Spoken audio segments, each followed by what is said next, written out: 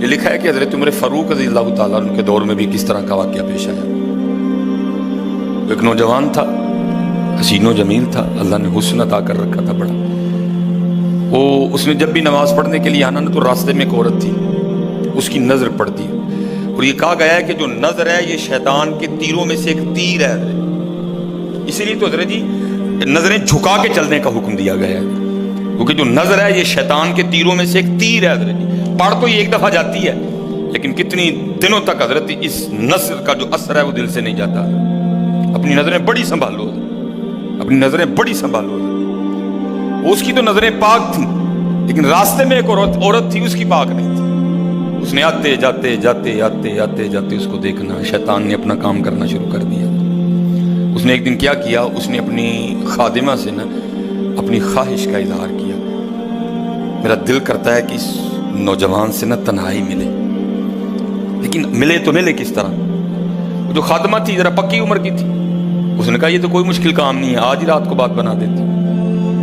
وہ جب عشاء پڑھ کے وہ نوجوان مسجد سے نکلا نا، وہ خادمہ راستے میں کھڑی ہو گئی، اس کو روک لیا، اس کو 2-3 احادیث سنائی، 2-3 آیات مبارکہ سنائی کسی کے کام آنے کے حوالے سے۔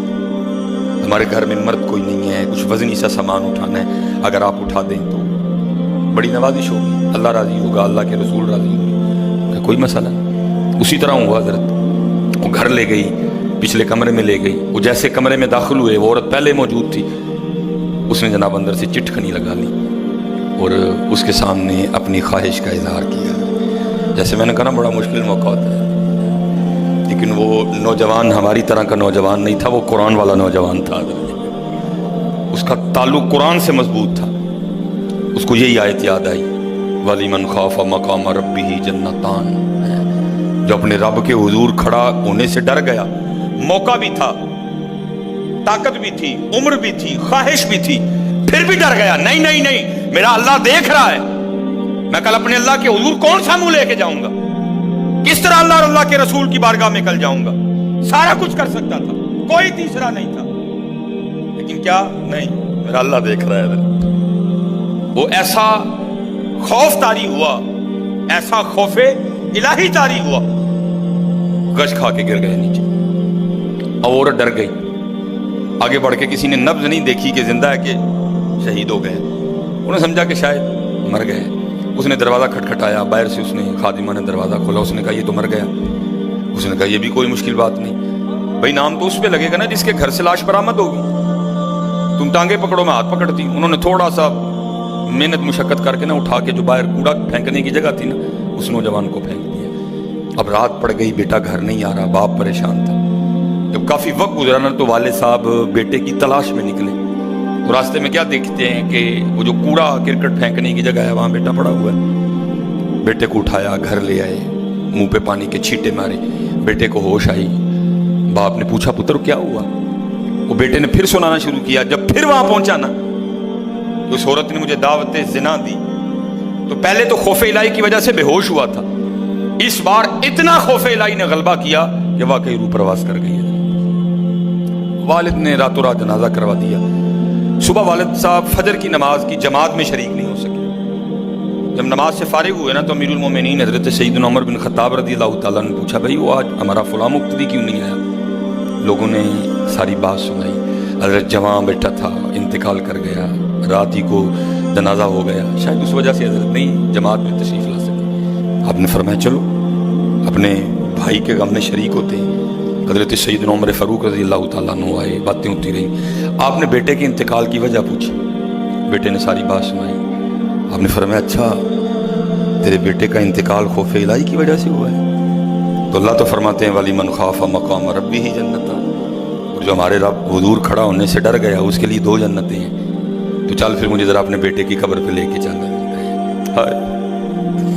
لکھا ہے حضرت عمر فاروق اب اس کے بیٹے کی قبر پہ تشریف لے، اس کی قبر پہ کھڑے ہو کے اس نوجوان کو باہر سے مخاطب کر کے فرماتے ہیں، اللہ فرماتے ہیں وَلِمَنْ خَافَ مَقَامَ رَبِّهِ جَنَّتَانِ، اور جو اپنے رب کے حضور کھڑا ہونے سے ڈر گیا اس کے لیے 2 جنتیں ہیں۔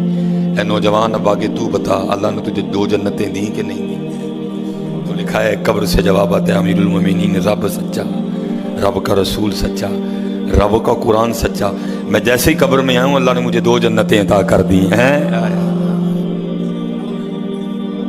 بچو، اس سے بچو. اس دور کا سب سے بڑا فتنہ ہے، اس سے بچو. اور خود نہیں بچا جاتا، اپنے اللہ کے حضور بار بار گڑ گڑاؤ، یا اللہ سانو بچا لے. اور پھنسایا حضرت ہمیں انہوں نے اس طرح ہے، ہمارے معاشرے کو انہوں نے اس طرح کا بنا دیا ہے کہ یہاں زنا بالکل بری چیز نہیں سمجھی جا رہی. لوگ فخر سے بتاتے ہیں، اور یہ قرب قیامت کی نشانی ہے. لوگ گناہ کر کے فخریہ بتایا کریں گے. آج کا نوجوان فخریہ بتاتا ہے، میری اتنی گرل فرینڈز ہیں. آج کا نوجوان فخر سے بتاتا ہے. یہ قرب قیامت ہے، یہ نشانی ہے قیامت کی. لوگ گناہ کر کے ڈریں گے نہیں، بلکہ فخریہ بتایا کریں گے، ہاں جی میں یہ گناہ کر رہا ہوں اور اتنی جگہ کر رہا ہوں میں یہ گناہ. لیکن کیا ہوگا؟ نیکی مشکل ہو جائے. آج حضرت جی آپ دوسرا نکاح کر لیں، اللہ سنت ہے. قرآن میں اللہ خود کہہ رہے ہیں فَإِن تَابَ لَكُم مِّنَ النِّسَاءِ مَثْنَىٰ وَثُلَاثَ وَرُبَاعَ.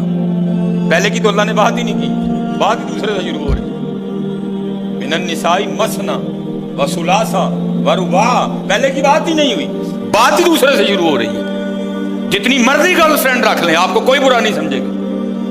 بلکہ لوگ آپ کے جانے کے بعد بڑا خوش ہو گئے کہ یار بڑا رنگین مزاج آدمی ہے.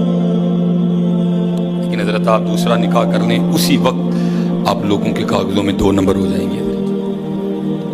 پیکے بھی ناراض، سونے بھی ناراض، پرا بھی ناراض، سالہ بھی ناراض، ہیں جی، چھوٹا بھی ناراض، بڑا بھی ناراض. یہ کیا ہے؟